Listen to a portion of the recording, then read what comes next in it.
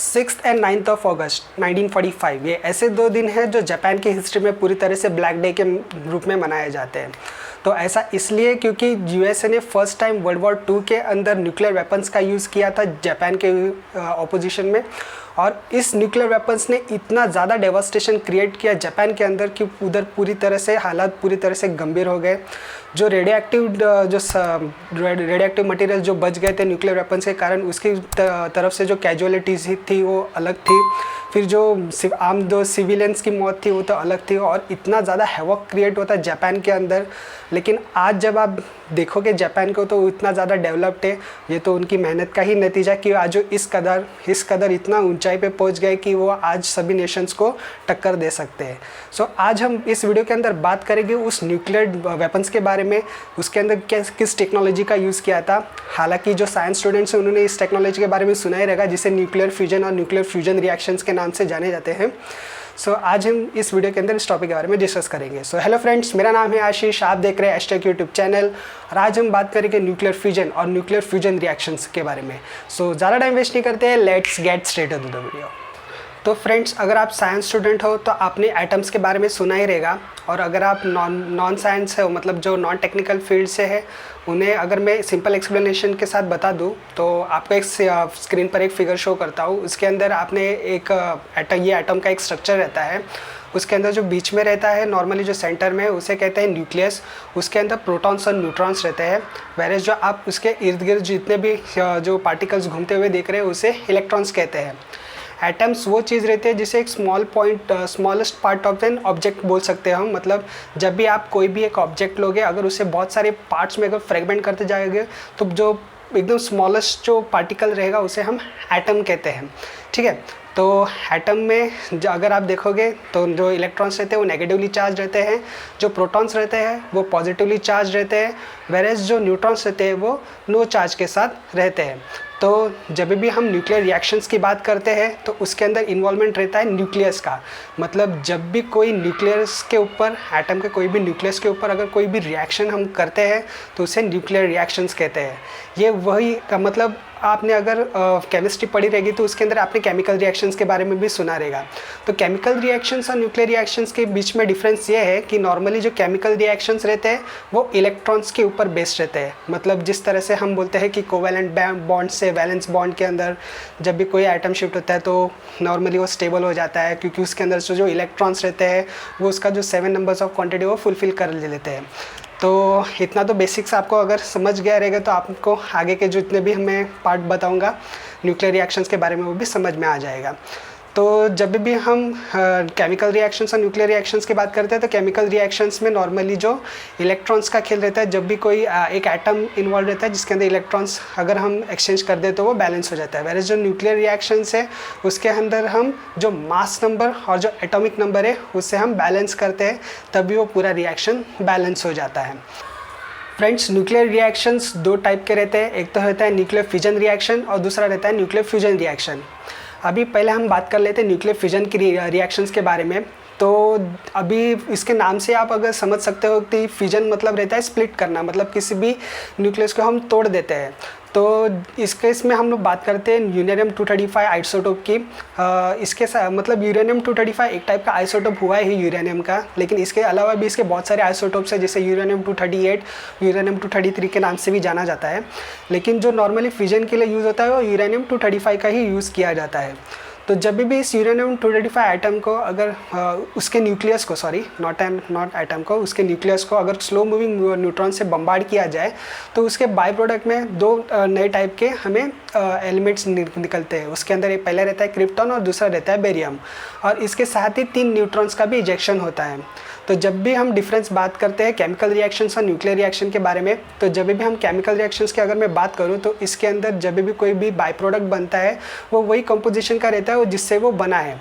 मतलब अभी मैं बात करूं सोडियम क्लोराइड के ऊपर, जिसे हम आमतौर पे नमक भी कहते हैं या फिर सॉल्ट कहते हैं, तो इसका रिएक्शन मैं नीचे बता देता हूँ। इसका रिएक्शन रहता है 2NaCl + Cl2, जो उसके बाई प्रोडक्ट में हम मिलता है वो सोडियम क्लोराइड मिलता है, जिसका फॉर्मूला है 2NaCl। मतलब इसमें सोडियम के भी जो इलेक्ट्रॉन्स है और क्लोरीयम के भी इलेक्ट्रॉन्स मिलकर ये पूरा एक कॉम्पोजिशन बनता है।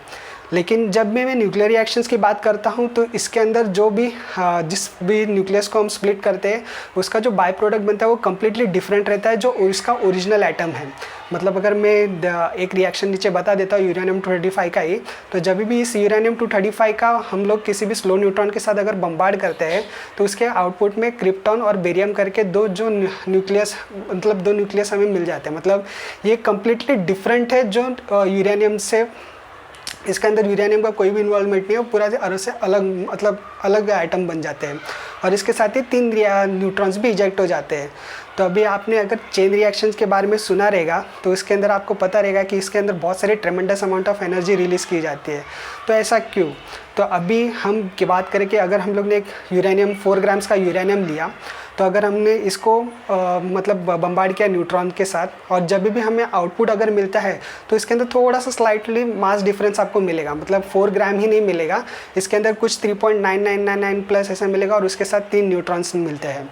तो ये जो स्लाइट जो डिफरेंस है ना मास के अंदर, ये कन्वर्ट हो जाती है एनर्जी, और ये एनर्जी इतनी ज़्यादा रहती है, इतनी ट्रेमेंडस रहती है कि ये बहुत बड़ा मतलब एक्सप्लोजन भी क्रिएट कर सकती है।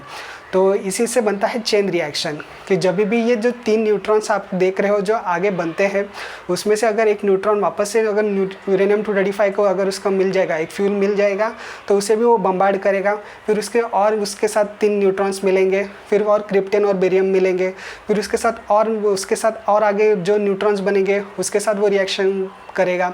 तो ऐसे करते करते करते पूरा एक चेन बन जाता है और ये इतना ज़्यादा ट्रेमेंडस अमाउंट ऑफ एनर्जी वो रिलीज़ करते हैं कि अगर उसे कंट्रोल नहीं किया गया तो वो पूरा डिस्ट्रक्शन क्रिएट करता है। और यही सब यूज़ हुआ था हिरोशिमा और नागासाकी के ऊपर। जब भी कोई भी देश अगर न्यूक्लियर वेपन्स रखता है तो उसके अंदर आप समझ लीजिए कि कितनी ज़्यादा पोटेंशियल रहती है इस न्यूक्लियर पावर में। हालांकि मैं आपको बता दूं जो यूरेनियम रहता है उसे एनरिच करना पड़ता है। एनरिचमेंट का मतलब यह है कि उससे कितना तरह से आप कितनी प्योरिटी पर आप उसको लेके जाते हो। अभी आप नॉर्मली अगर आप कोई भी खदान से यूरेनियम निकालते रहते हो तो वो प्योर नहीं रहता, वो इम्प्योर फॉर्म में रहता है। नॉर्मली उसे 5% to 10% उसकी प्योरिटी रहती है। तो जब भी न्यूक्लियर वेपन्स अगर आपको बनाने हैं तो उससे नॉर्मली 90% एंड अबाव उसको आपको एनरिच करना पड़ेगा यूरेनियम को, ताकि वो जो न्यूक्लियर वेपन्स है आप बना सकें। सो फ्रेंड्स, ये जो न्यूक्लियर फ्यूजन रिएक्शन है ये नॉर्मल पीसफुल पर्पज़ के लिए भी हम यूज़ कर सकते हैं। आपने न्यूक्लियर पावर प्लांट के बारे में सुना ही रहेगा, इसके अंदर भी हम ये जो न्यूक्लियर फ्यूल है वो यूज़ करते हैं ट्रेमेंडस अमाउंट ऑफ एनर्जी जनरेट करने के लिए। इसमें भी हम यूरेनियम के आइसोटोप्स के इस्तेमाल करते हैं, जैसे यूरेनियम 235, फिर प्लूटोनियम के भी यूज़ कर सकते हैं और थोरियम के भी यूज़ कर सकते हैं।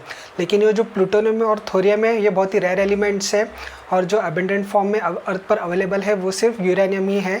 इसकी वजह से हम uranium as an nuclear fuel use करते हैं ताकि हम बिजली पैदा कर सकें।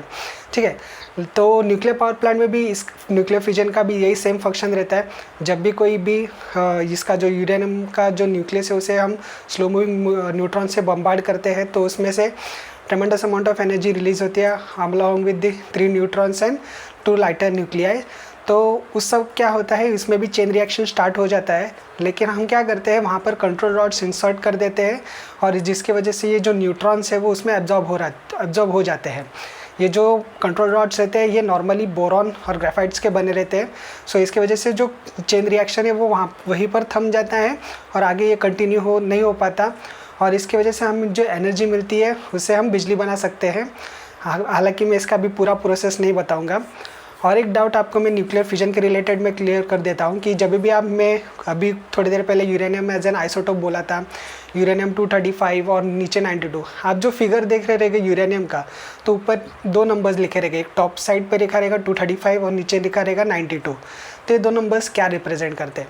तो मैं आपको बता देता हूँ कि ये जो नीचे वाला जो नंबर है उसे एटॉमिक नंबर बोलते हैं, जिसमें चलो ये बाद में बता देता हूँ। और जो ऊपर वाला नंबर है उसे मास नंबर बोलते हैं। जो एटॉमिक नंबर है ये नंबर ऑफ़ प्रोटॉन्स को डिनोट करता है जो न्यूक्लियाई में है, और जो मास नंबर रहता है उसे number of protons and neutrons derive करते हैं मास नंबर के थ्रू। ठीक है, तो अभी मैं आपको न्यूक्लियर फ्यूजन के बारे में बता देता हूँ।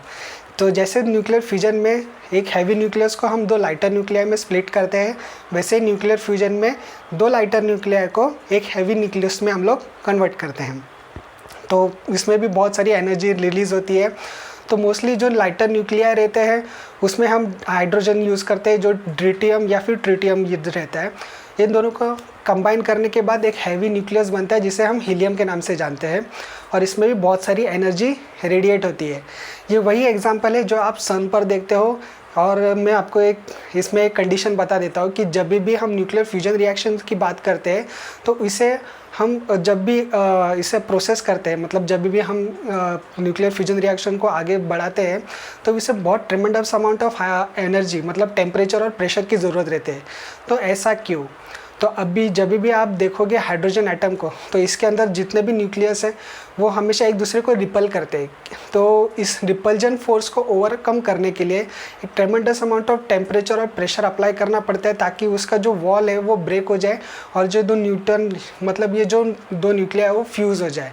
तो जो सन है वो अप्रोप्रिएट एग्जाम्पल है इसके लिए, क्योंकि उसके अंदर ऑलरेडी इतना ज़्यादा टेम्परेचर रहता है, अराउंड 10⁶ केल्विन की टेम्परेचर की हमें ज़रूरत पड़ती है दो एटम्स को फ्यूज़ करने के लिए।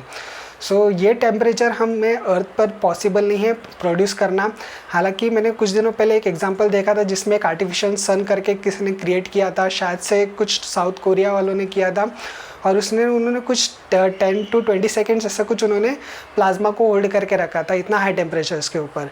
सो ऐसा मतलब बहुत कम सेकेंड्स के लिए होता है, वेरेज जो न्यूक्लियर फ्यूजन रिएक्शन है उसे ट्रेमेंडस अमाउंट ऑफ प्रेशर की भी ज़रूरत पड़ती है। सो हम यहाँ पर प्रैक्टिकली ये असेंबल करना अभी के लिए भी तो थोड़ा इम्पॉसिबल लगता है। सो फ्रेंड्स, यही था पूरा टॉपिक न्यूक्लियर फ्यूजन और न्यूक्लियर फ्यूजन रिएक्शंस के बारे में। और वीडियो अच्छा लगा तो इसे लाइक कीजिए और सब्सक्राइब कर दीजिए इस चैनल को। और न्यूक्लियर फ्यूजन और फ्यूजन रिएक्शन के बारे में आपकी क्या राय है मुझे नीचे कमेंट बॉक्स में बताइए। और हाँ, अगले टॉपिक का भी मुझे सजेशन दीजिए ताकि मैं उसके ऊपर भी वीडियो बना सकूँ। तो मैं मिलता हूँ आपसे अगले वीडियो में किसी नए टॉपिक के साथ। तब तक के लिए अलविदा।